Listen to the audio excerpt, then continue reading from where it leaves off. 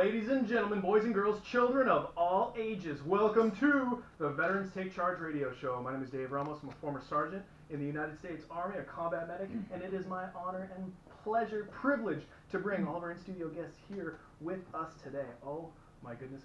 I'm just going to kick it off. Mr. Nate Pleasanby, a Navy veteran. Yes. Welcome to the show. Margot, oh my goodness gracious. Margot Stengel, thank you very much, Gold Star mother, and a Gold Star sister, Lupe Javier. Thank you all very much for being here, part of the Veterans Take Charge radio show. Thank you. It's an honor to be here today. Thank you. So real quick, last week we had a very good broadcast. Last week we were at the Santa Cruz County Fair, which was extremely awesome because being outside of the studio is kind of nice. I mean, I love this place, but at the same time, the fair, being out with people and sunshine and all the smells and foods and animals. And their smells. It was just really good. So we talked a lot about there is a class action lawsuit that veterans are now able to take against the VA, and we talked heavily about it. And we also did a little bit of September 11th Remembrance, September 11th, 2001, as in with the conversation came up with the class action lawsuit that firefighters at the NY is taking against New York. And then the second hour, we had Cleo DeLoner and Robbie Grayson, some very, very, very strong guests. Cleo DeLoner spent some time as a former MP and was deployed to Somalia. And Robbie Grayson is an honorary war fighter. This individual has been around our network and our neighborhood for so long. He's a military child who grew up in Europe, in Germany, of all places, and then, long story short, has been publishing books, trademark publishing, has been publishing warfighter novels and books to include Cleo DeLoner's books. She is a poet and an author. She has a lot going on. She recently went through some trauma treatment, and this heavily impacted her writing. Her writing she's a suicide survivor for three attempts, and this was very heavy in some of her earlier works. Trigger Pieces in particular is her first book. Now her new book, which just came out this past Tuesday, is called Zero, and her writing is exceptional. It's exceptional, and it's very post-treatment. Her writing has definitely taken a turn for more optimistic, more open-ended, more lighter style poetry. Anyway, that's the stuff that we talked about last week. I highly encourage everybody to go to zbsradio.com and look up the Veterans Take Charge radio show. That's all of our previous broadcasts. So last week's broadcast, which was at the fair with Cleo DeLoner and Robbie Grayson, as well as all of our previous broadcasts that we've been doing for the last 3.5 years. And also, if you're not operating heavy machinery or driving a vehicle, go to facebook.com/KSCO Vets, and you'll see our Facebook page. Give us a like, give us a share, and keep up with us. We're always posting different articles, different images, memes, things that are probably going to piss a lot of people off, truth be told. But it's also going to be very thought-provoking and very, very engaging. Stuff that is current and necessary for the veteran and active duty population. Highly encouraged everybody does that. So with that being said, ladies and gentlemen, thank you for being here. Thank you all for being here. You know what we're going to be doing today is we're going to be talking about the Honor the Fallen Run, which, Margot, you are responsible for. You're responsible for starting the Honor the Fallen Run here in the Monterey area. Yes, I'm shocked, actually, when I think back to that. What's so shocking about it? I'm not an organizer. I'm not a runner. I just felt passionate about giving back and doing something of purpose. I hear that. To commemorate our heroes. Thank you for that. You know, passion will go a long way. Passion will absolutely start therapy. fires. Yeah, that's for darn sure. And you know, it's this one coming up is the 6th annual Honor the Fallen Run, and I went, I think it was last year. It was a huge event, absolutely phenomenal. Yes, beautiful. So it's only getting bigger and better. Yes, it is. Very, very good. Mr. Nate Pleasanby, let's talk a little bit about you real quick. How are you, man? I'm great. I'm jazzed to be here today. Thank you so much. To have the opportunity to step up and speak on behalf of the Army Survivor Outreach Services Program, and also to speak on behalf of our Gold Star families, and to honor their memory of their fallen heroes. It is a privilege, an absolute privilege, every day to come in and go to work. It's the only job I actually have ever had that I said I would do for no money. If I had some other limitless source of income. I didn't have to go get up and pick them up and put them down every day. I would still do this job for absolutely no money. See, that's not a job, that's a passion. That's what it is. And I can speak very confidently on behalf of my fellow coordinators that are across the country on working with the Army Survival Hour Service Program that we share the same sentiment. We're really not, as the old saying goes, you're not going to get rich serving in the military or really working for the military. It's a passion, it's a calling, it's patriotism. It is the focus of your giving back and seeing that immediate feedback of that impact coming from that family that you're supporting. It's a labor of love. It absolutely is, absolutely. And I began humble beginnings like anything else, and not that I've excelled anywhere since then, but move forward a little bit. But, yeah. So I came out of college. I'm an East Coaster. Okay. So born in Georgetown, Washington D.C., Georgetown Hospital. And was raised up down in, spent a little few years, formative years in North Carolina, and moved up to Baltimore. Ended up graduating from Baltimore out of Lake Clifton High, and went right on into college under a music scholarship. Ooh. And was serving in Dover, Delaware, at One of my Delaware favorite State. Delaware.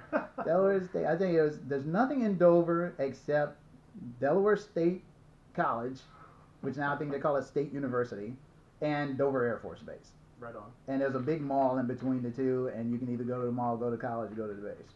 But that was about it. Right. But great college. Served there 2 years, and then I got the marvelous idea that I would join the military. Did they have an ROTC program? They do, but I was not there under the ROTC program. I actually got a music scholarship out of high school and went to Del State for music theory. And I thought, what a great idea if I could join the military. I could travel all over the world for free, courtesy of Uncle Sam, and then play music, which is what I really wanted to do. But best laid plans of mice and men. So anyway, I joined the service in 1989. I joined the Navy. Nice. Oop, go Navy baby. So I joined the Navy under the caveat that I remember talking to my recruiter. I said I will join as long as you send me OCONUS outside the continental U.S. And once they, I bet that was easy, wasn't it? well, after they did a thorough background check on me to make sure that I wasn't running away from anything, they sent me to Athens, Greece, and that was my goodness, too awesome to be in Athens and near a town called Marathon, hence the name from the run, and to serve there until the base was closed somewhere around 1990, and then I migrated from there. I worked and helped to close that facility down back when we were closing bases during that time. So you were there for 10 years? No. I was actually in Greece for about 3 years, and then I went on and went out to sea. Like every good sailor, couldn't be a dirt sailor. I had to get out to sea. Man. So went out to sea, and first ship was the USS Fort McHenry, and served on that ship. And they didn't have a band there, so I had to figure something else that I could do. So public service is kind of the background of my family, and I decided that let me see what I could do to serve my fellow service members, and so I ended up becoming a postmaster. So I ended up working in the postal facility, post offices on ships. So I was the postal chief. You very well may have had one of the most important jobs. Well, I was the guy that everybody took care of. So, Distributing morale. Oh yeah. I was the guy. There's certain people you don't want to mess with. The people who cook your food, the people that do your mail, and the people that count your money. Right. You don't want to mess with those folks. Or the medics. So, or the medics. People that are gonna stick you. And you're hoping to not get stuck more than once. So great career. I absolutely loved it. As soon as I joined, I knew I was a lifer. Yeah. I ended up doing 21 years in the Navy, and absolutely loved it. I loved it so much that out of 21 years, 18 of them were OCONUS forward deployed. Nice. And served in 3 or 4 different war campaigns: Desert Shield, Desert Storm, Operation Iraqi Freedom, and Enduring Freedom. So Proud and steadfast. Thank you. Thank you. you very much. Well, that was just what was really what hit home with me were that during my career, I did lose shipmates. We did lose some of our fellow devil dogs because we were taxi service for the Marines. We used to go. I remember when I was stationed in not Okinawa, I was stationed in Japan for 8 years, and met my wife there. Right. And we would steam down to Okinawa, White Beach, and we'd pick up our cachet of Marines who were on, and then we would go off and do our thing. Strong. And sometimes we did not bring them all back, unfortunately, and sometimes we lost shipmates along the way. Yeah, that's part of the reality of war. Absolutely, absolutely.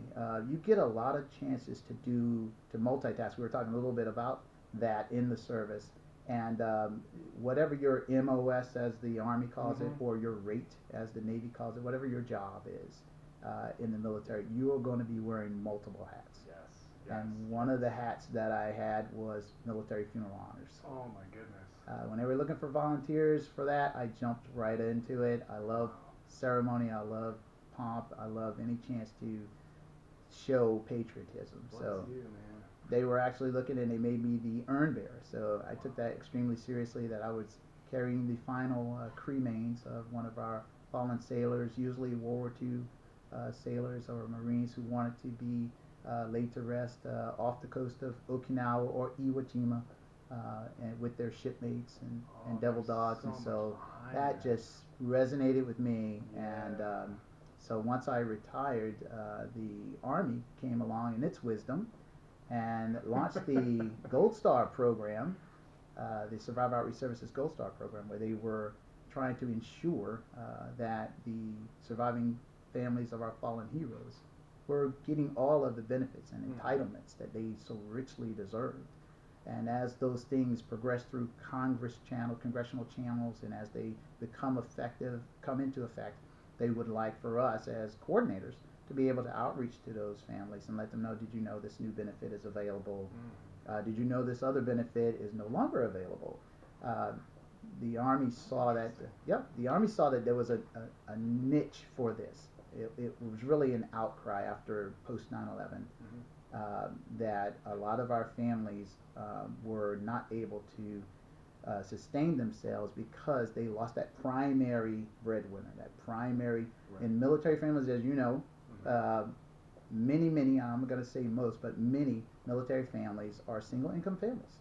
That one parent, whether it be the dad or the mom, stays home with the children and takes care of home, while that service member goes out and is mission oriented, mission driven, and takes care of what we need to do. You remove that key person out of the equation, and a lot of information is lost that was coming back home from the service member. As I used to say, take that message back home to mama or dad, right? Bring it back home to the family of what your benefits are, what your entitlements are. Without that lead in, there was a lot of drop off, and a lot of benefits, whether they were educational benefits, financial benefits, medical benefits, it was being lost in that. That's a huge service, because I do know certain family members, dependents, and friends and family that have lost their family member to service in the military, and then it's been kind of open-ended, like, now what? Exactly. There So hasn't been that connection to resources. exactly. That was the phraseology. That was almost the exact same phraseology that the Army had. The outcry from the Army survivors were, a sense of abandonment. Oh my gosh. Where did my Army go?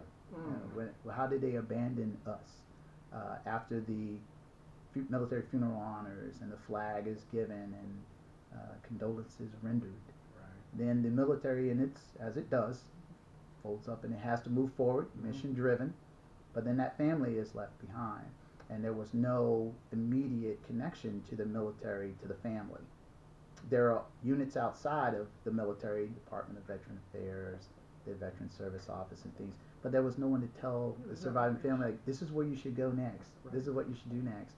And you've had cases where, when you remove a service member from family, from the military family, that military family can no longer live on post. So if they're living on base, in base housing, military housing, they can't live there anymore. Right. So they have to move back, and a lot of the family members are from out of state.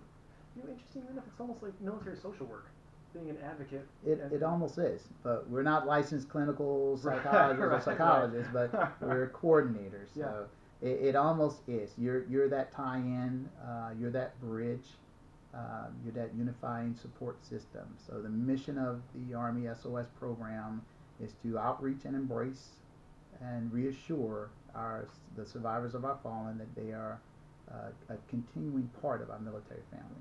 Right on. And so that they know that their ultimate sacrifice of their loved one will never be forgotten, and that they are not alone. Yes. And so I remember that every day. That's my mission. Outstanding. That's a very strong mission. That's a very much needed mission. It is. There's not enough of us. Yeah, right? Yeah, this right here I think is perfect time to go to our first commercial break. This is the Veterans Take Charge radio show. We're in studio with some Gold Star families and outreach. Survivor Outreach Services. The United States Army. We'll be right back.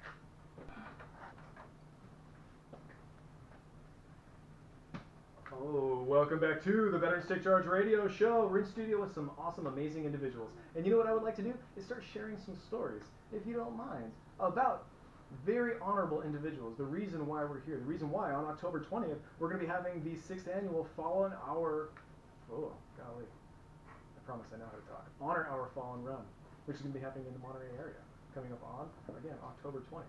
So with that being said, Margot, you have started this Honor the Fallen run.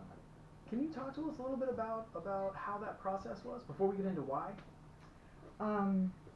Well, I realized in my grief that no one seemed to be aware that we had 14 fallen, 9 at the time of Lupe's brother and my son. Then later it was 14, but everyone was shocked that we had, they didn't know about it. So I thought, well, that's sad. We need to make everyone aware of our local heroes and their sacrifices. And so it began with honoring the 14 from Monterey County. And so now it's encompassing any and all fallen, but mostly of Monterey County, which is, dear to me. Now these 14 from Monterey County, was it from a specific time frame? Yes. The Iraq-Afghanistan Operation Enduring Freedom, the conflict, war, but just that specific one in a short amount of time. I hear that. So I decided to bring awareness to this, and being in a military community with, I believe, 5 military installations and all. Monterey County has got that we thick just, military no one presence. seems to be, I didn't feel they were respectful enough to all these uniforms walking around, and took it for granted that each one of those each one of those service members has written a blank check and willing to sacrifice his or her life for their country. And I just wanted more appreciation for them, more respect by doing the run. Before your son had joined the military, do you have any other family members that are in the military? My father was in World War II, and my son's named after him. He was in Normandy. Wow, really? And I believe he got a Bronze Star because he carried out the only remaining, he paratrooped in and he carried out the only remaining fellow in his unit, and oh my gosh. Wow. survived. To your recollection, when your father, the services and resources things, was there a lot available to him? Well, you have to keep in mind at the time, and Exactly. I was 4 1/2. My father died when I was 4 1/2. Oh, I got you. And so I unfortunately wasn't able to talk to him about things. Gotcha. And my mother wasn't very interested in sharing things, his nightmares and his, the grief and things. He remained, when he came home, he joined the National Guard also and continued on, but until his death. But I didn't get the privilege of hearing his stories,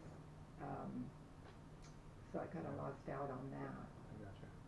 It's interesting you mentioned the nightmares and whatnot, and all that stuff is they're signs and symptoms of things that don't go away. They don't know a specific conflict or a specific time frame. And those are the fallout of war, really. And those are the things that the family members deal with a lot. Nate, you had mentioned the breadwinner of the family being the military member. But arguably the family members that stay home have just as difficult of a job, if not a more difficult job. And then when the service members do come home, those of us that do suffer from post-traumatic stress or any other form or thereof of mental illness or even behavioral issues, there's a lot of work to be done in that. I don't believe as humans, we should have peace, because it's not in our nature to kill. It shouldn't be. It most certainly should not be. I I agree. You know, this is one of the conversations that happens in this radio program a lot Yeah. is peace and the idea and the possibility of global peace, or we just Right. doomed to perpetual war. That's a whole nother radio broadcast. Yeah. It should be noted that, and Margot is so wonderful and humble she would not mention this, but her son, Staff Sergeant Vincent Ashlon, was lost on his second tour. So he actually served 2 tours. He served in Iraq, and then he served subsequently in Afghanistan, and was lost to us on December 4th, 2010. So that was on his second tour. Yeah. So those post-traumatic stress events, those triggers, they can be picked up and carried on to the on multiple tours as well. That's something we're seeing a lot more now, is multiple tours with our service members. We have battle buddies that have been on 2, 3, 4, even more, and it's something that needs a lot more attention. Something that needs a whole heck of a lot more attention. Getting back to Honor the Fallen, when you had this idea of bringing awareness and recognition to our local family members and subsequently our total family members that have been lost, was your initial idea to start a run, or how did that come about? Oh, well, I remember it was November 23rd at 2:30, and I believe it was 2012. I had just been, I think I lived in my bathrobe and I just was in a hole, and I decided I had to do something of purpose. And I know there's a lot of healing in helping others. So I thought of I might get this wrong, California Central Coast Cemetery Foundation. Central Coast Veterans Cemetery. I had been watching their progress for, what did it take them, 22 years for cremain burial. Now they're working on, you know, what's the other, anyway, now they're in-ground burials, pardon me. Interments. Forgive me. So they've been a long struggle, and I just thought, well, we're in a run. I thought about what I can do that would be of any importance. And I know it's a running community. We have more runs for any topic, any event, cause. And I thought, we'll have a run. And not being a runner, and I just thought that was a good thing to be doing to raise money for the cemetery. And then I decided to have it at Fort Ord. And I chuckle at myself now, knocking on Fora's door and asking for somebody to help me get a map of the Fort Ord Park, because I wanted to have a run there. And that led me to the introduction of Stan Cook, and he introduced me to an Olympic runner, also coaching in the Olympics, and he helped me with the IT fellow. I wish I knew he was a civilian, but he was a DLI. John Russell, I believe he's with Big Sur Marathon now. And these 3 people helped me put it together, and they just were so supportive and pretty much listened to my sobbing and crying all the time about the whole thing and how was I ever going to do it. Then I seemed to go in and out of confidence about, I don't know if I could do this, but they were so great. And the first run was almost a year later from the idea, and we were the first event on Fort Ord Dunes State Park. That was the old Fort Ord rifle range, and I wanted to keep that in the history, Army, you know. So that's why I wanted it to happen there, and that was not easy.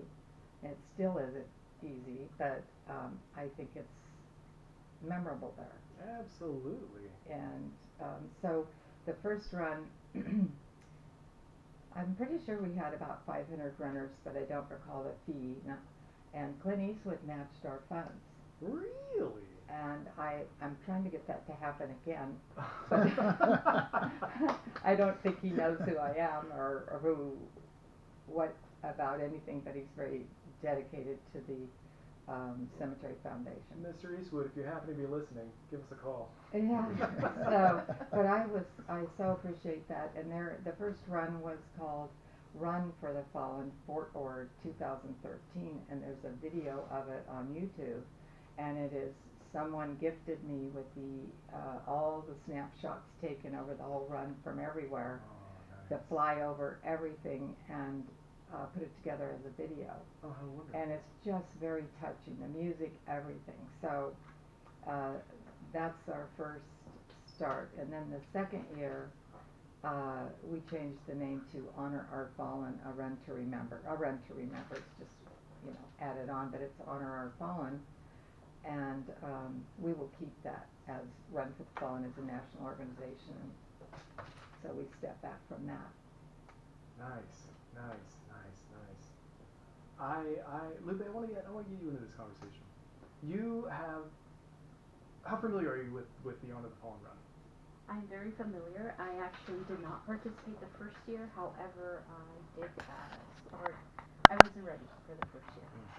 I was still going through my grief, and I still am. But I did start it on the second year at the Honor the Fallen. So I started training maybe a month before because I wasn't sure if I wanted to do it. Got my sisters involved, and I ended up doing it, and I've been doing it since. I'm happy to do it. Excited to do it this year as well. I want to add something. The reason she's saying training, and it's very frightening because it was a 10K, and I did it 1 year only, and it's hard. It was really hard.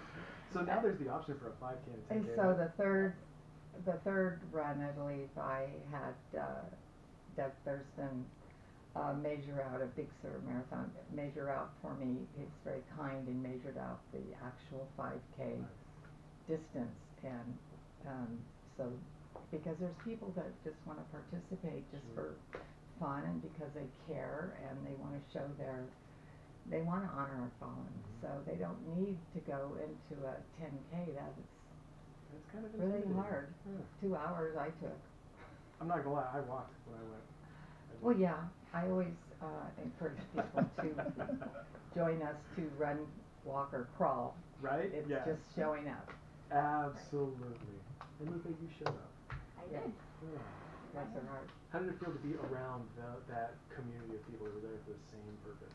It was inspirational to see how the community came out and supported just the thought and the theory and the idea of being out there and just showing the support for these families and really including all the other families as well that have had someone that have lost family member, friend to war. And that has been my experience. Yeah. Here previously we've had the Presidio commander come and give a speech and whatnot. When the first year, in comparison to the latest year, how much has it grown? Oh, it's tremendous, don't you think? Tell about your experience.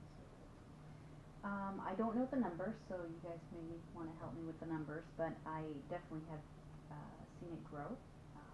A lot of folks from different areas have come. I have a friend that came from Sacramento just to be out here and support. So I think it's growing every year. It's definitely grown over the last few years. And last year we boasted our highest number, which was right around 1,000. Well, it actually was a little bit over 1,000 participants. And we're steadily climbing and shooting for that number to be somewhere around 1,500 to 2,000 this year.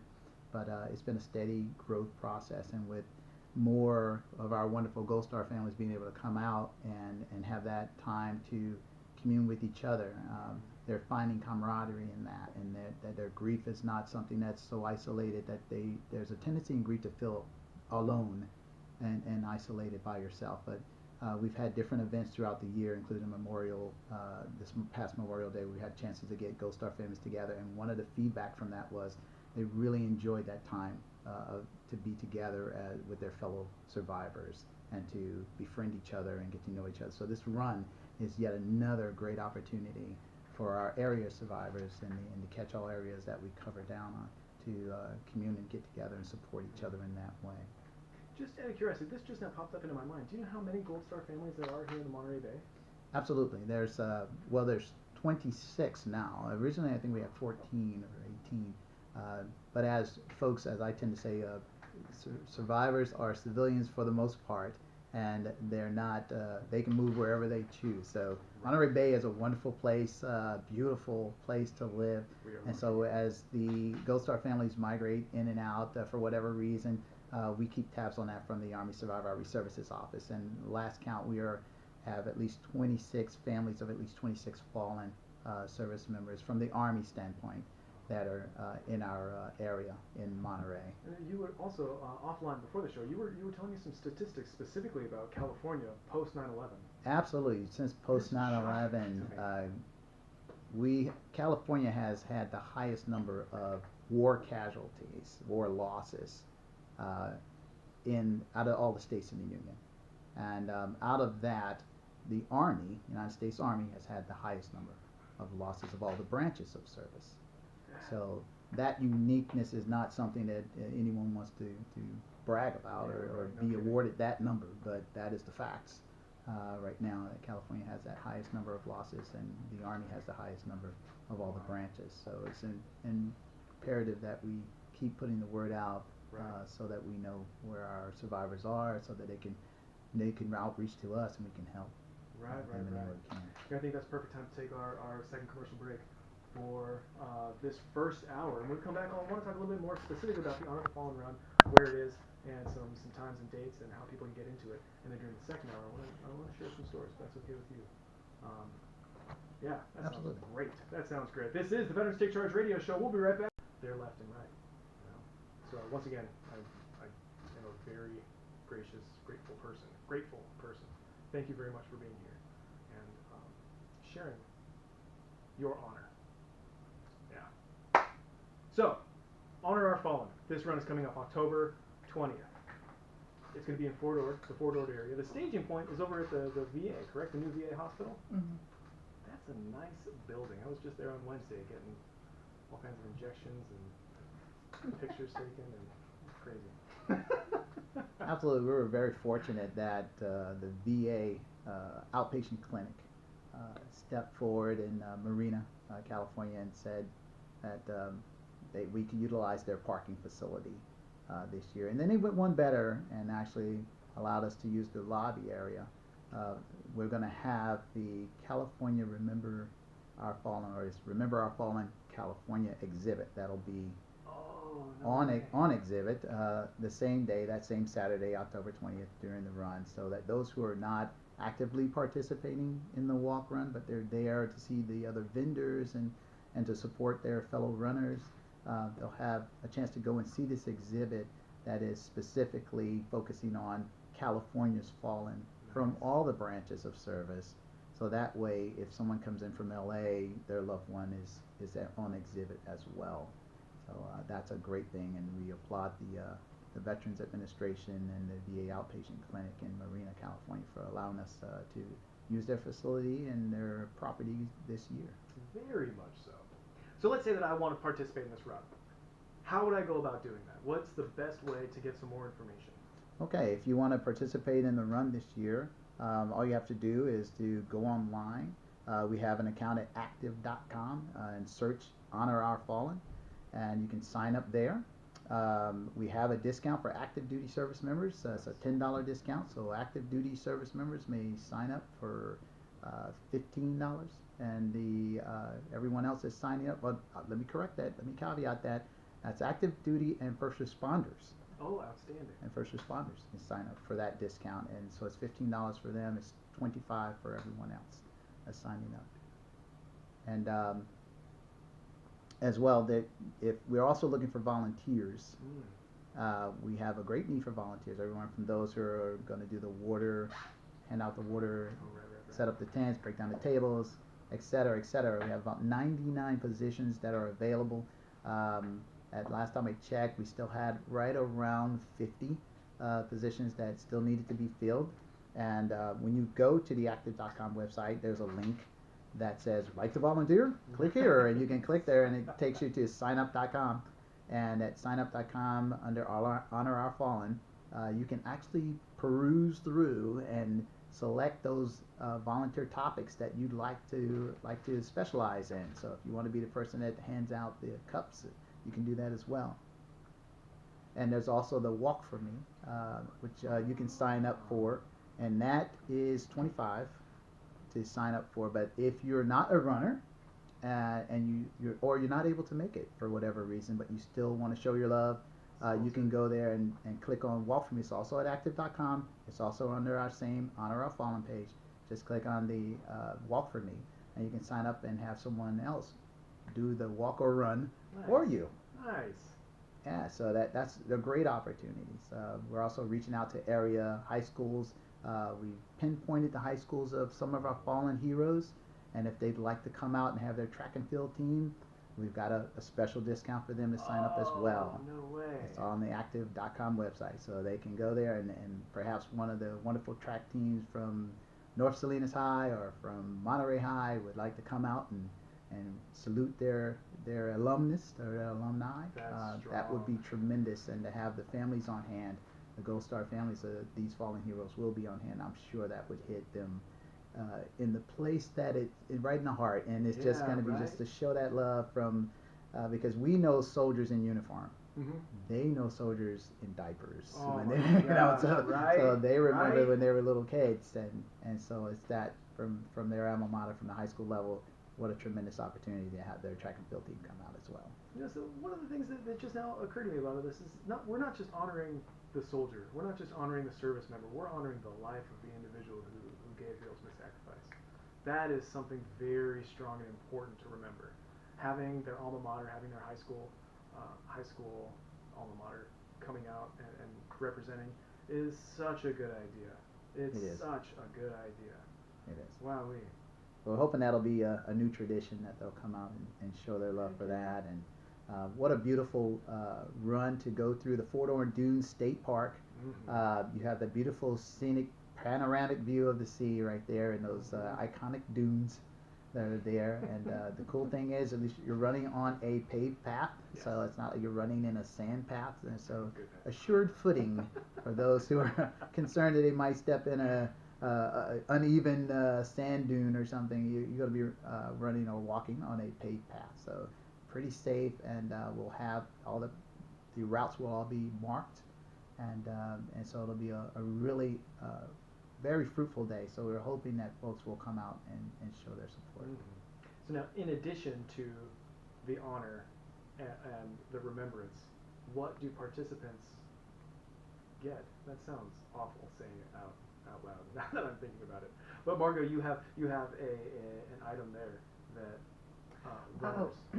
I was gonna say they have the satisfaction and of, like Lupe said, challenging themselves and being there for a reason, and having this all brought to their attention and seeing the faces on the cross of our heroes. And it's always beautiful. And I will mention too, we have a flyover with the West Coast Ravens. Yes. Ever since the beginning, and God bless them. It can be 3 pilots, it can be 5, but last year there were 10. Oh my gosh. And I'm ever so grateful to the West Coast Ravens. And they will be flying with the Mission Man formation. So yes, it's a missing man formation. Go ahead. Oh. Missing man formation is, for those who are a little bit unaware of that, or maybe unaware of that, that's where the planes fly off in unison, and then we have the lone aircraft that'll depart from the formation. And so that'll be a sight to see. It always is breathtaking when we see that. I do remember that. Thank you for reminding me. I do remember that taking place. Well, I give them a lot of credit. They're veteran pilots who just want to give and do these things to honor our fallen. And also you get the dog tags commemorating this year's 7th annual Honor Our Fallen Run. On the back it's a KIA, honoring the fallen, KIA symbol, and that's always nice. Some people collect them. The t-shirts, whether you're a volunteer or a participant, you get a beautiful t-shirt. The first year it's kind of comical because everyone says, hey, look what I found at the thrift store. Oh. And there's the first t-shirt. But understand, everything was on a shoestring budget, and these were cotton and done over in Salinas, and I don't even know if the ink was dry. the day of the run. We got them the morning of the run.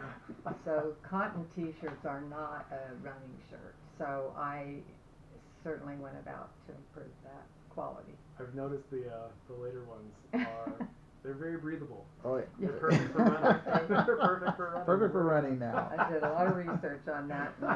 And those They're t-shirts do nice. have the year on them, so Yeah. if you want to collect them, then you have that opportunity to get one for every year. And it's tremendous. We want to thank the KIA Foundation for allowing us to utilize, get the dog tags at a very affordable rate. Thank you very much to KIA. How many different organizations are involved in this? Sponsors or just to help it take place? All of the above, because I'm remembering multiple different tents at the staging site, and there's different resources, and there's different information booths and whatnot. But it's more than just. Yes, we have a you. number of sponsors, and the number keeps growing as we approach. Even as we approach that date, the numbers keep growing.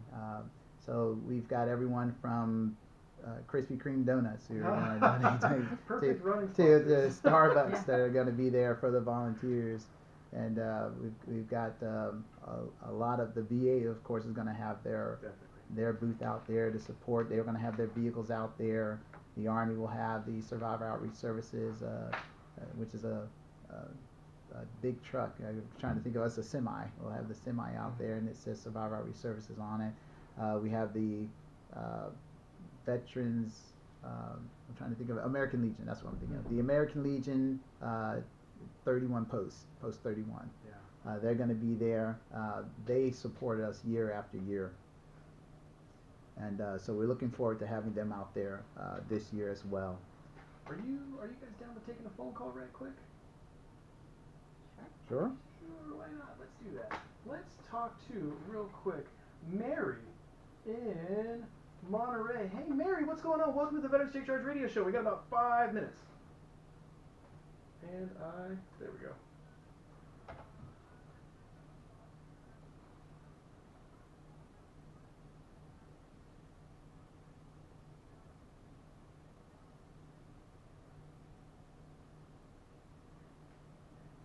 Very good point. Yes, thank you.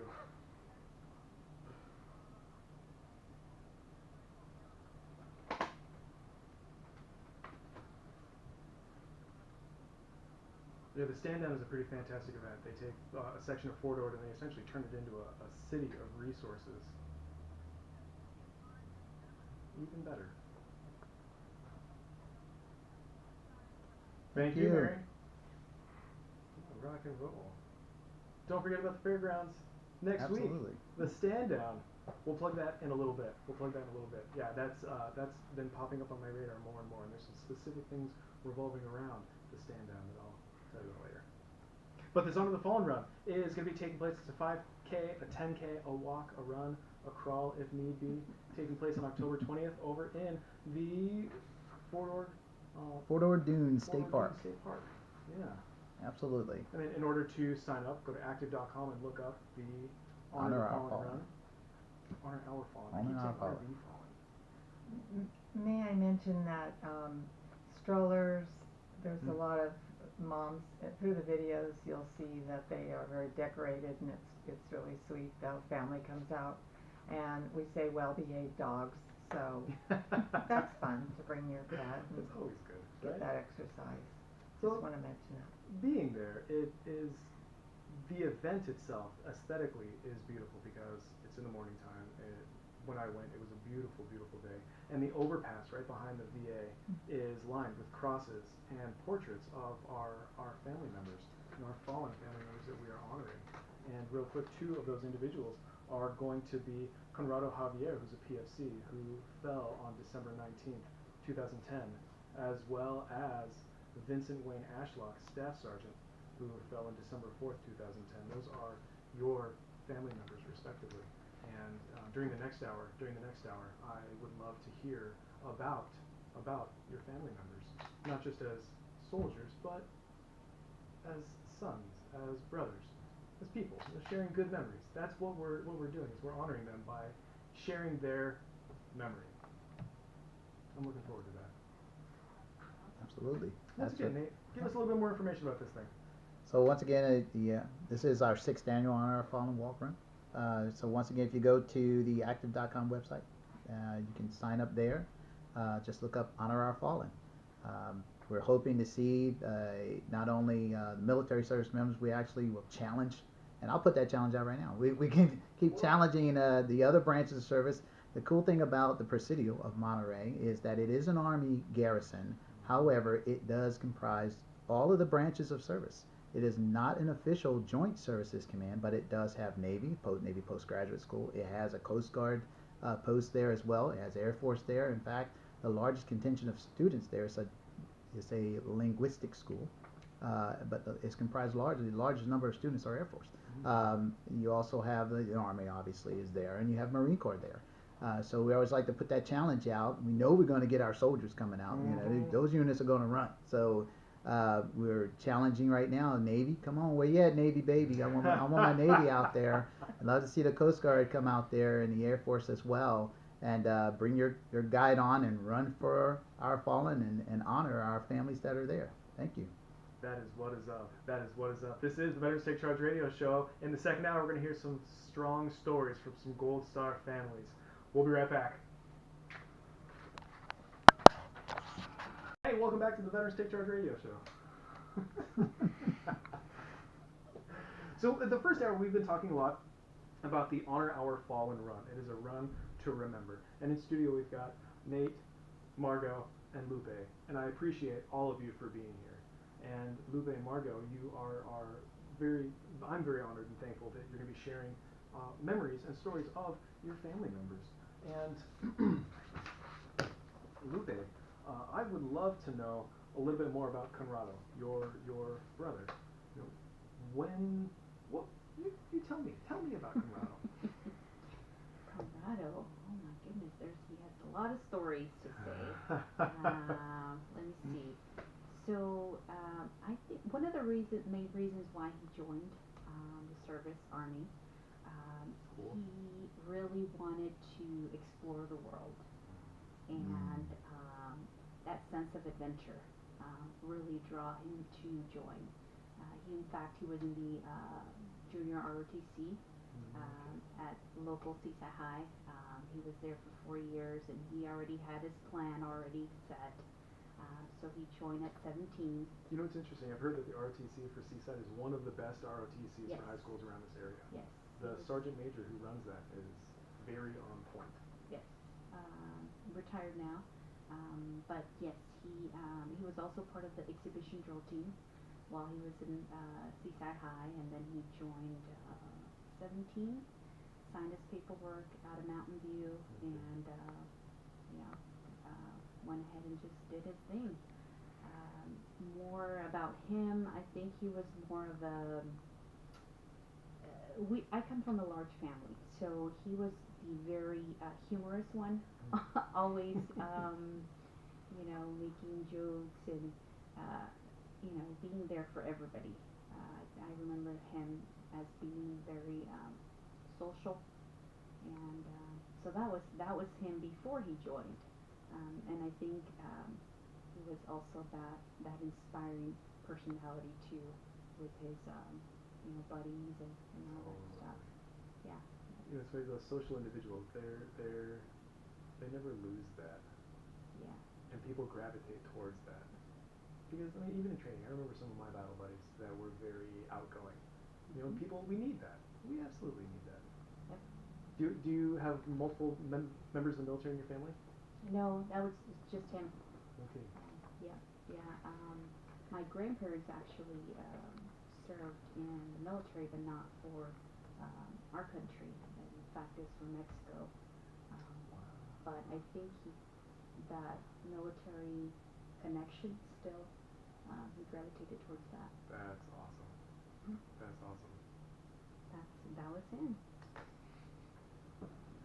What was his job in the military? So he was a driver for the Strikers. He was in 3rd Squadron, 2nd Striker Cavalry Regiment, and that was his job.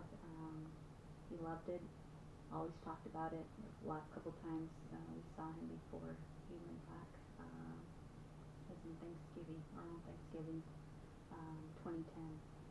He was here and, just sat down around dinner table and he just had stories to tell for days. Are you familiar with the Stryker vehicles? Yes, I had the opportunity to go. He was stationed out of Vilset, Germany, so the Army paid for us to go out there and check out get some closure more than anything, and talk to his buddies and what their experience were, and we kind of shared our experiences, and we were able to have some sense of closure when we went out there. And, we did get a little tour of the Strikers and got to go inside. I thought that was really cool. So yeah, that was definitely some sense of closure, anyways. I hear that. Do you feel comfortable sharing the story of how he fell? From what I hear or was told from the casualty officer at the time, Master Sergeant Finley is probably retired by now. He was driving the Strikers. He drove over an IED, improvised explosive device. Supposed to be a simple mission. I hear from the vets that I work with and everybody that I've talked to, there's no such thing as a simple mission. And so, he was just came back and he didn't make it back, and that was it. Was this his first deployment? Second. His second deployment. Right. Do you know where he was at the first deployment? I don't know. I don't remember. Okay. Yeah. I mean, truth be told, that's not uncommon. There's some places and some missions we just simply cannot talk Right. about. There's certain things that we just cannot, hear about or any of that stuff. Mm-hmm. Anyway, thank you very much for sharing that story. Of course. How was the experience of going to Germany and having that closure and hearing from his battle buddies? It was pretty scary at first because I didn't know what to expect. It was just, we're going there, and I guess part of me thought that he would be there, and so I had to know for myself and really be there and have some type of closure to know that he's not going to be there. I knew that. Yeah. But other than that, we were able to talk with his buddies and really spend some time, quality time, and share a meal and really talk about and reminisce on the times, we shared while he was here, and his personality and all that I think was important for all of us, and we all needed that. Yeah. Yeah. What's one of your favorite memories about Conrado? There's so many. Some of these I can't really talk about on air. But I just remember him being very just out there, fearless, just doing his thing, knowing what he wants to do, and yeah, that's what I keep with me. Older brother, younger brother? Younger. Yeah. Younger. He was so because we were at 8 children, we all had numbers, right? So so I was number 5, and then he was 6 from oldest to youngest.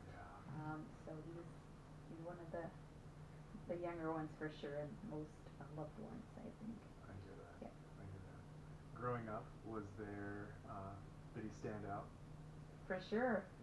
Yeah. Yeah, he made it a point to. Anyways. How did your family respond to him joining the military in the first place? They weren't very supportive initially. Being from an immigrant family, we are here, just, they weren't very, very supportive initially, but then afterwards we're family, we support each other. Absolutely. And so it all went from there. Yeah.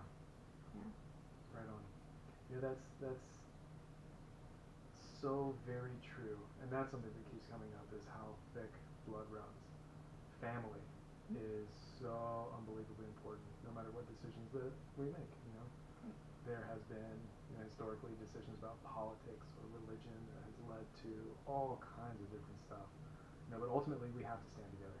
We have to support each other, and I'm very glad that your family did. Very much so.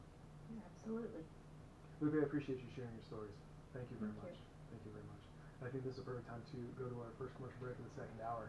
When we come back, Margot will hear about your son. I'm very much looking forward to that. Ladies and gentlemen, this is the Veterans Take Charge radio show. We're in studio with some Gold Star families talking about honoring our fallen. We will be right back.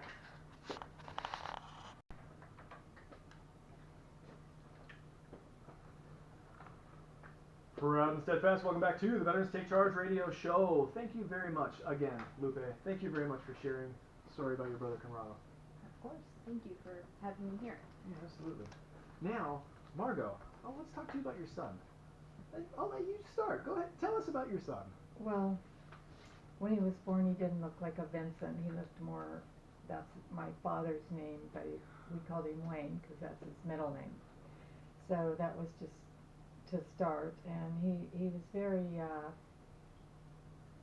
quiet. He was not the outgoing crazy like his crazy brother, but he was a sweet kid, and he joined the service at 18, and he became an Army Airborne Ranger.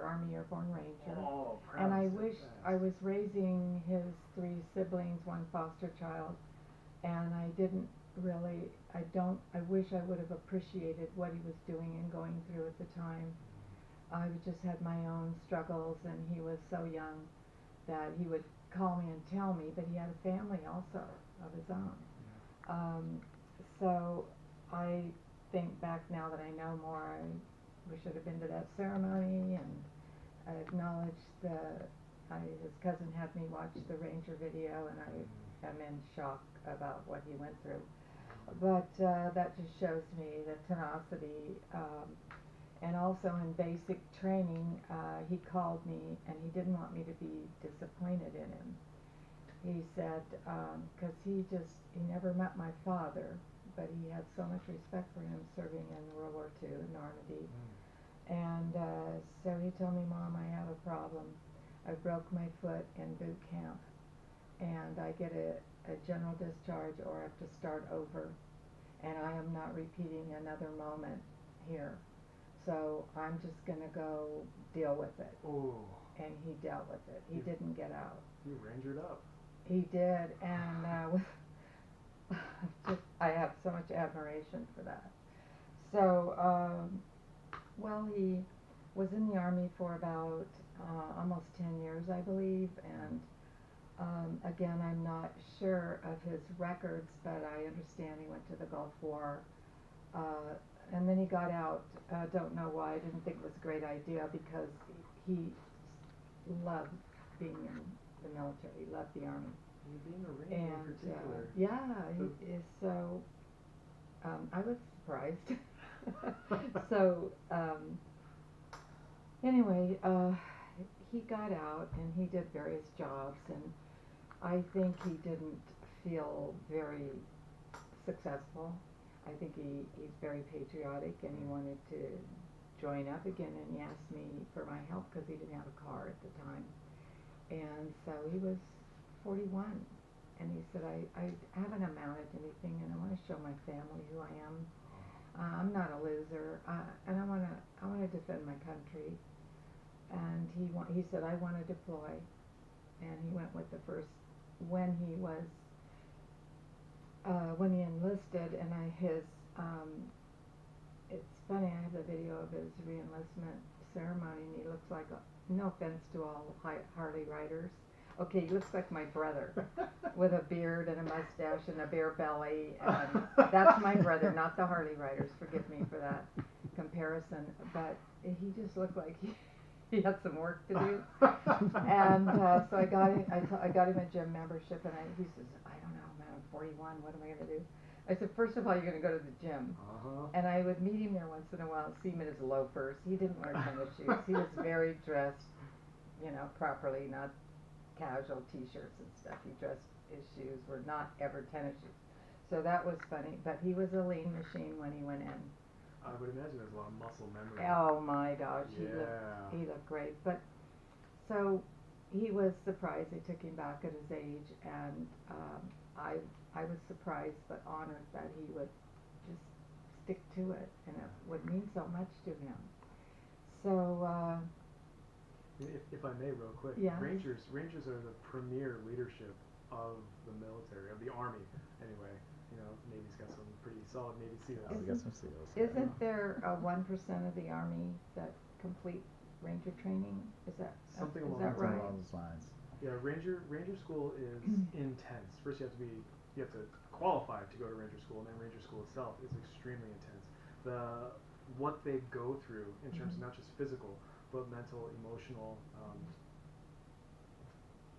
torture. I don't know if that's the That's right why we word. call them special forces. Yeah, exactly. That's why we call them special They forces. are the top tier in the Army. The Rangers are the top tier in soldiers that we have to offer. They're phenomenal. Well, I have great admiration, and that's why I try so hard to honor him because of his sacrifice, because I just didn't realize all he was doing when he was so young. As I said, I was a young mother of 3 kids and single mom. So he would call and tell me things once in a while, but he never complained. The Ranger up? So he decided to make a difference. He said, I want my family to know who I really am. And we were all pleased and thrilled for him that he got his wish. And he wanted to go out with the first deploying company, and that was in Bluesdale, Mississippi. I have no idea why all that happened, but he deployed with them to Iraq, and I have it here. But he was inspected vehicles in Baghdad coming in, and he worked with NATO forces, and he especially loved the Ugandans, and he would tell me funny stories about one that hunted a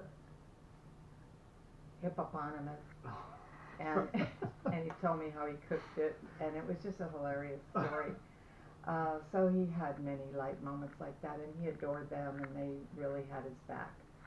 So and then he told me I was just beginning to feel relieved because he was leaving there, and he said that he signed up for a special forces, some tank unit that was road clearance, and my heart sank.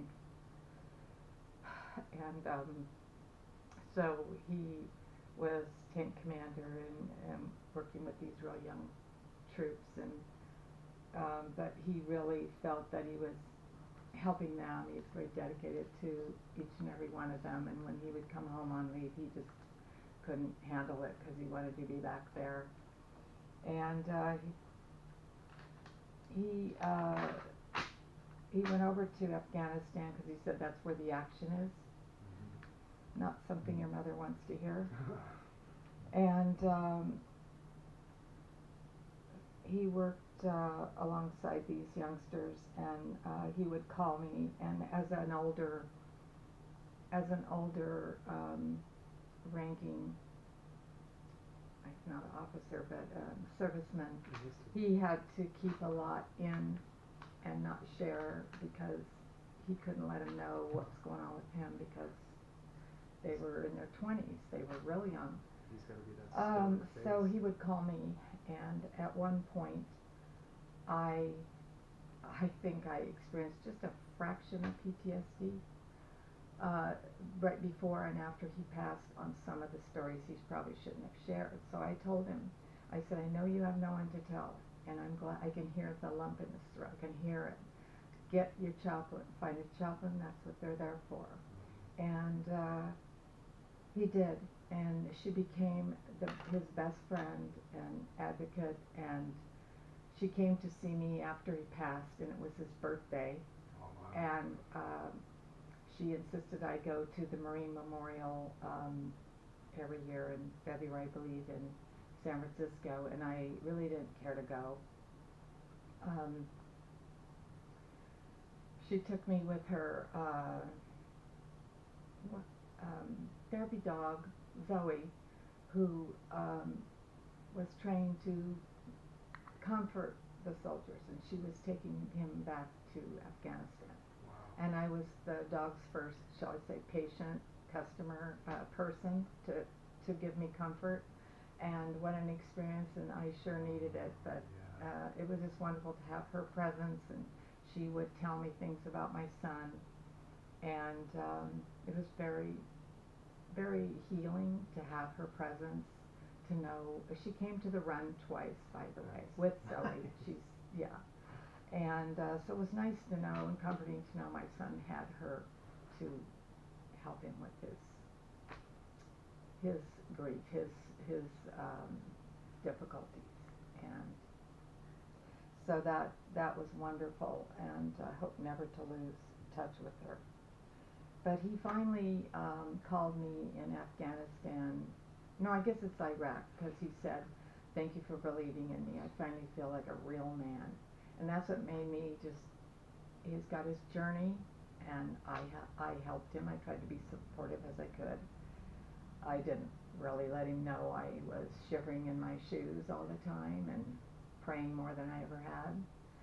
But I'm glad he was able to do what he truly set out to do, and he did, and it made him a full man, and he was very pleased with himself, his confidence, and he felt like he was really, he mattered, and he made a difference. Absolutely. So that gives me great comfort. Absolutely. His chaplain said that when his unit or troop, whatever they're called, pardon me for being so casual about all that, he would go in with the next unit going out on road clearance, and he volunteered. He was always volunteering, and he died while on one of those volunteer runs. So he just had to help, I think mostly because that's who he was and because they were younger. If I may add a little bit of levity, at his memorial service, at the luncheon we had, I was called to speak to this young man who'd been in Dublin with him and been training with him.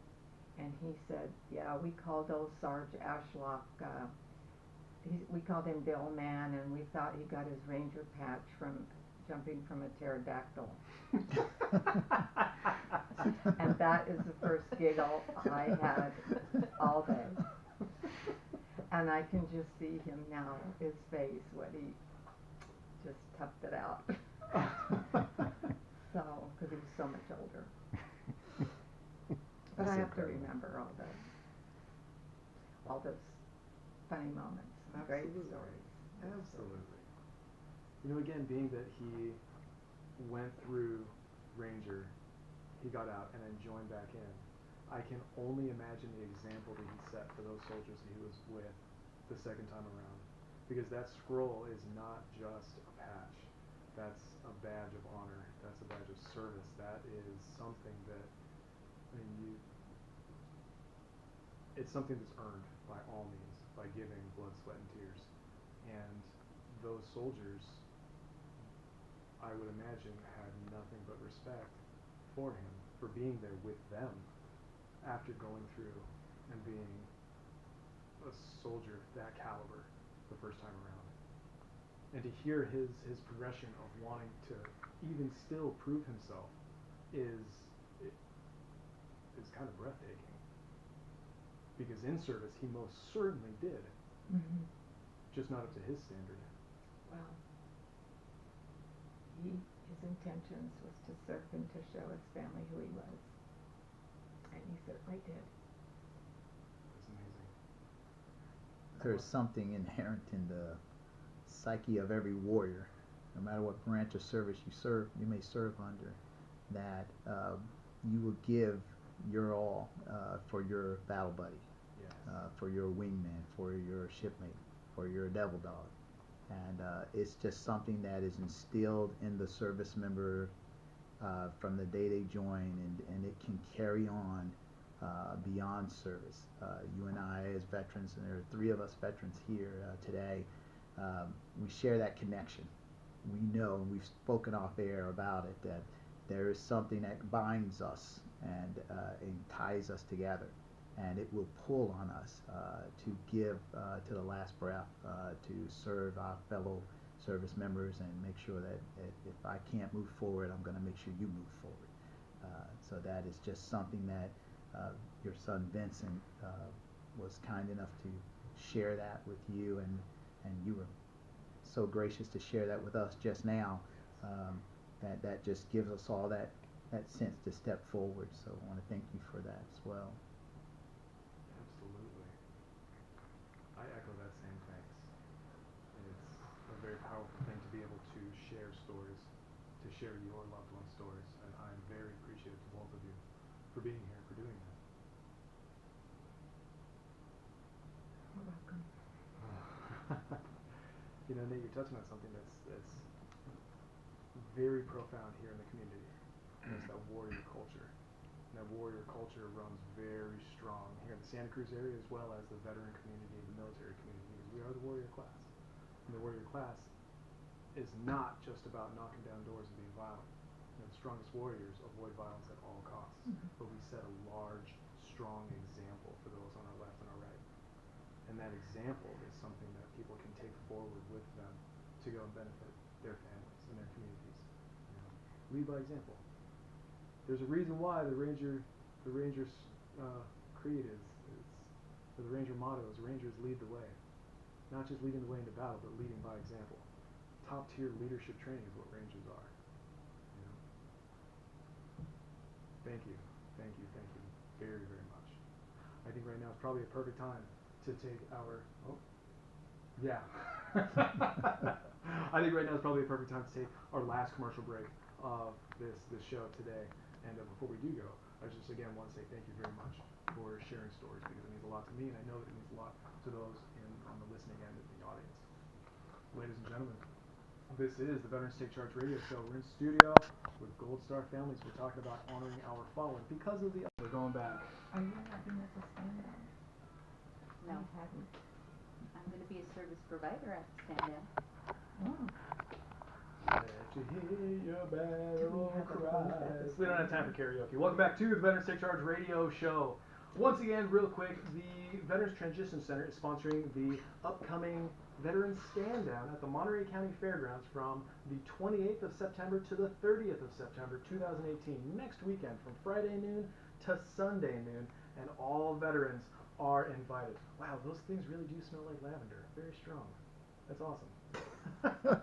So go to the Monterey County Fairgrounds next week from the 20th to the 30th of September to get a whole plethora of resources for all veterans of all different types of needs, whether it's a meal or clothing or legal assistance or medical assistance or dental assistance or documentation assistance, paperwork assistance. Administrative. That stuff. Thank you very much. So once again, Lupe, Margot, and Nate, thank you all for being, and Martin, thank you for being here too, documenting all this stuff. Thank you. You're welcome. Thank you for having me. So to wrap this up, you know, we got about a little bit less than 16 minutes left. I would love to know, what does the Honor our Fallen run mean to you and your family? Lupe. It means taking the time to just grieve and honor my brother's memory and just getting out there and doing something positive. Walking, running, maybe crawling at the end, but you know, doing this for him and getting together as a family and just doing it. Does your family come out there with you? Yes, my parents, my brothers, sisters, little ones get together too. My daughter, and I'll just get together and go. So that's what that means to me. Wonderful, wonderful. Thank you. Margot, what does the Honor Our Fallen run mean to you and to your family? As I mentioned, it's a healing process. It's very therapeutic and healing. My daughter mentioned once when she came home, she said, every time I come home, I find you bent over a computer sobbing. And I said, I'm having to read the stories of all these fallen, but actually it was therapeutic to know them, to know who I had intended and have everyone intend to honor. So she said she didn't think it was as therapeutic as I did, but it was. And I'm grateful I had that project in mind because I feel like it had many purposes. You know, I had something to do to keep my mind from just wanting to give up. Moving forward in a positive way to help the cemetery raise funds as I did when I started, and just have the union of all the Gold Star families there, that they felt like I did. We understood each other. We don't have to say anything, but we know. And it was a privilege to honor their fallen.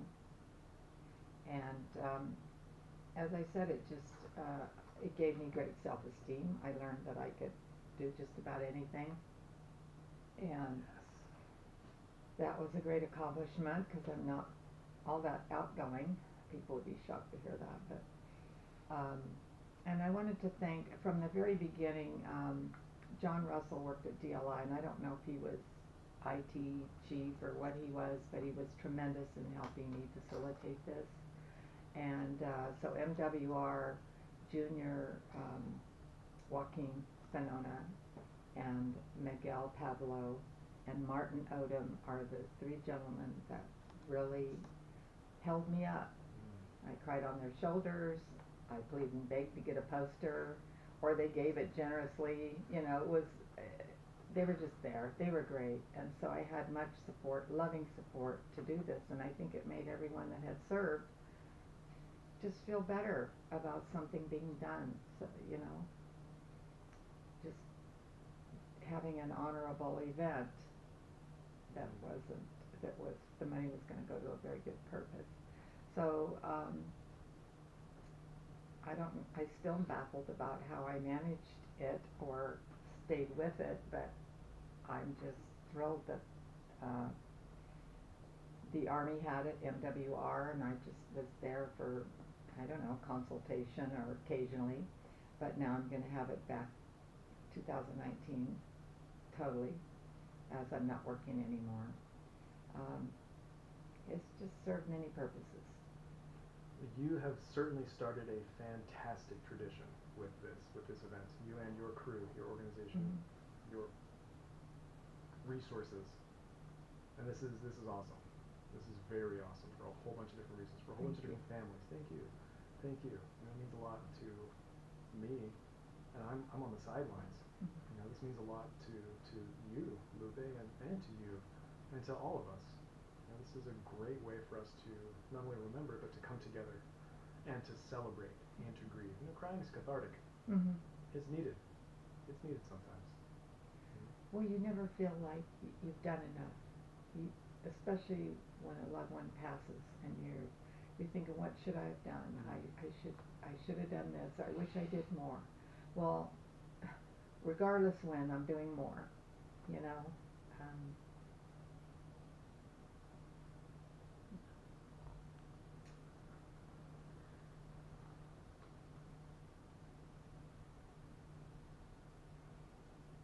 Well, we are grateful for everything that you have done and you continue to do to not only keep the memory of Staff Sergeant Vincent Ashlock alive and going, because when we invoke those names, we keep that memory going, we keep them alive.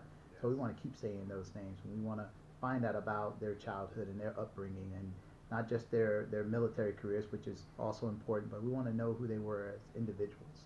So when we speak those names, we invoke that spirit, and so we want to continue to do that, and having the opportunity each and every year to sponsor or be a part of the Honor Our Fallen Run, walk run. It just gives us that opportunity to once again invigorate the community at large, and give everyone a chance to come out and show their support and their love for the fallen service members, and not just the fallen, but for the families who are survivors and still continuing. That grief is a process.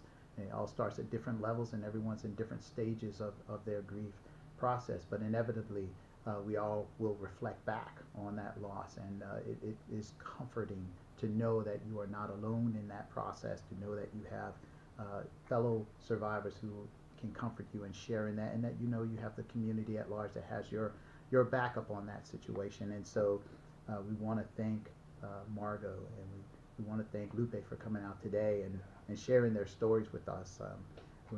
On that said, we've got a lot of folks who've come out to support us in just donated materials. We have organizations that are from an organization called Operation Care and Comfort that donated the pinned flags that folks wave when they come across the finish line, and down to the other organizations and companies such as Subway Sandwiches that has donated these sandwich platters last year and this year to our Gold Star tent for our Gold Star families at no charge. And we want to also make sure that when we're focusing on those folks who have donated those wonderful materials, that we make sure that we are acknowledging those paid sponsorships that have given to us from Some Gave All, which is the Joey Graves Foundation. I know the Gold Star dad, Kevin Graves. He's super awesome, and as soon as he heard about the run, he loves to give, and God bless him and his family for their foundation that they're doing, and the parks at Monterey Bay for what they're doing to support our event coming up, and the IHG Army Hotels. Those logos, their logos will be featured on the back of the t-shirts this year for the run as paid sponsorships. And so we want to continue to put that out, that next year others will have that opportunity to be presented on the backs of those Honor Our Fallen t-shirts for the run as paid sponsors. So we want to make sure we get that as well. And we also had a tremendous support by the news channel KION that came out and sponsored a public service announcement that is also on YouTube right now, and that features Lupe, the one and only. That's pretty fun. And she's advertising the run and talking about the tremendous impact that it has on our community, and challenging everyone in the community to come on out and join her and join your fellow runners at this year's run. So wanted to make sure we were not remiss in acknowledging those folks today. Outstanding. Yes, and please. Thank you. And I thank them too. Thank all of those sponsors. I also want to say that without Nate, I don't think I'd be as well, how do I say this, as in my healing and my journey of this grief. I don't think I'd be that well enough along without him. He's very comforting. He's in the right position. He has a huge heart, and he's always available. So I want to acknowledge you, Nate. Thank you. Thank It you. is a privilege to support you and your family as all Gold Stars. And as I was saying earlier, it's a mission. It's yet another mission, and to me it's the most important mission I've ever been blessed to be a part of. So it is a joy and a privilege to support. Yeah, as I'm thinking about it, you really are in the perfect position. You know, talking about your military career and some of the things you did, being a part of the funeral service and whatnot, now being part of the survivor outreach services, it just makes perfect sense. It does. It just is not too many folks that can say that their job is not work to them, although it is a lot of work, but it's not seen as work to them because it's a mission. It's such a joy to do it, and you get that immediate gratification and feedback. I know you experience that in what you do every day, so you understand where it's coming from. But the resource side of Survivor Outreach Services, which is our mainstay in what we do, every day that we are able to discover a resource for any Gold Star family member, we want to make sure we put that information out as expeditiously as possible. We want to vet it and make sure it's legit, and then once it's okay through our IMCOM headquarters that it's a legitimate foundation, we'll go ahead and put that information out. Gold Star, we have a Gold Star sister with us today, and I know that the benefits, for example, for siblings is extremely limited. So we have organizations that are out there, although they are few, but they are out there. And one that comes to mind is the Matthew Freeman Project. The Matthew Freeman Project was developed. Matthew Freeman was a captain in the United States military and United States Marine Corps, excuse me. And when he passed away, he was not married. He did not have children. And so his family was shocked to learn that the educational benefits would not be passed to his siblings. Oh. So they decided to start their own foundation, and Yeah. they offer scholarships to the surviving siblings of our fallen service members, and it's really an important benefit to put out to the siblings as we encountered the Gold Star siblings, so that they can take advantage of that and get aid and support in their educational pursuits. That, yeah. You know, it's funny because I never really considered that. We were talking about that a little bit ago, and I remember when I had to make my wills before going downrange, having to specifically identify my sister as a beneficiary in the event that I did end up losing my life downrange. And now it's just kind of shocking and surprising to hear that officially through the proper channels, there isn't really anything available through the VA or through the military. Not officially, not at the federal or state level. Of course, as you experienced, the service members always at liberty to designate whomever they would like to be the beneficiary of their life insurance policy. It's called the Service Members Group Life Insurance. And they can designate whomever. But officially, through other than that, there's nothing for siblings that is out there federally or on the state level. So it's up to the local and national nonprofits to come up with programs like the Some Gave All Joy Graves Foundation and like the Matthew Freeman Project to come up with that, to fill those niches. And it's our mission at Survivor Outreach Services to locate or be available for those folks to outreach to and bring those benefits and resources to the families of our fallen heroes.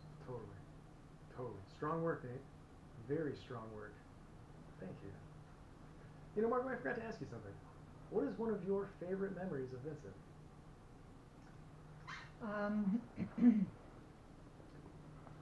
One of the funnest, he loved to ride dirt bikes, and we had 3 acres when he was a young boy, and his little brother would run up and say, "Come here and look," and I'd go down, and he'd be leaping in the air over a stream. And then, but the real fun one was he decided to be a race car driver, NASCAR or whatever. Not NASCAR. What are the funny cars? Not the. He just raced old cars that were fixed up, Cool. and at our hometown in Merced, and he didn't have money, but between his aunt and I, we did our best to keep him in tires and whatnot. But it was the sweetest thing. He said, I had a business then, it was called Ms. China, my initials, and of course, you know, I have a certain clientele that needs china or missing pieces and so forth. He wanted to he said, "You've done so much for me, I want you to put your logo on the back he had a yellow car, I want you to put Ms. China on the hood, on the trunk." And I thanked him, but I had to chuckle because I said, I don't think a lot of people here really care about China. I could be wrong, but he did anyway. And there's this huge logo going across in black letters going across his yellow car. And I just thought that meant so much to him. You gotta show support for Mom. That's awesome. Well, the people probably think, what is that? Well, ladies and gentlemen, once again, I want to thank you very much for being here, part of the Veterans Take Charge radio show. It means a lot to me, and it means a lot to all of us here. So once again, thank you very much. Lupe Javier, Margo Stengel, Nate Pleasanby, thank you all very much for helping me to honor your fallen. Get ready for this run, October 20th, right there in Monterey. This is the Veterans Take Charge radio show. We'll be here next week.